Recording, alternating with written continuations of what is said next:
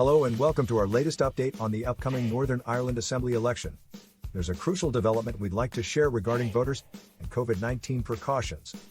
People who've tested positive for COVID-19 or are showing symptoms can still cast their votes in person. Virginia McVea, Northern Ireland's chief electoral officer, shed light on this. McVea stated that the usual absentee voting legislation applies in Northern Ireland, without any specific provisions for COVID-19. Remember, the deadline to register to vote is 14th April, midnight. If you're considering a postal or proxy vote, apply by the 12th. As reported by the Andersonstown News and later discussed on BBC's Good Morning Ulster, Ms. McVea mentioned that those positive or symptomatic on polling day would have a choice about their voting method.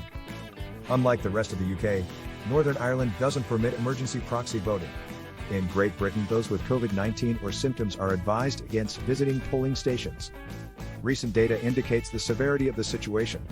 As of 1 April, 38 deaths linked to COVID-19 were reported in a week, taking the total to 4,462 since the pandemic's onset. Polling stations will have standard COVID precautions. However, Ms. McVea urges symptomatic individuals to take added measures to protect others. The UK government emphasized that the distinct approach to proxy voting in Northern Ireland stems from past concerns about voter fraud.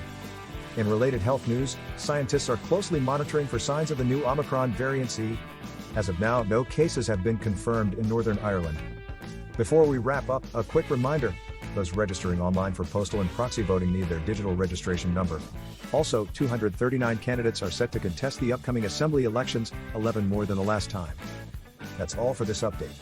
Ensure you're informed, stay safe, and exercise your right to vote. Don't forget to subscribe for more updates.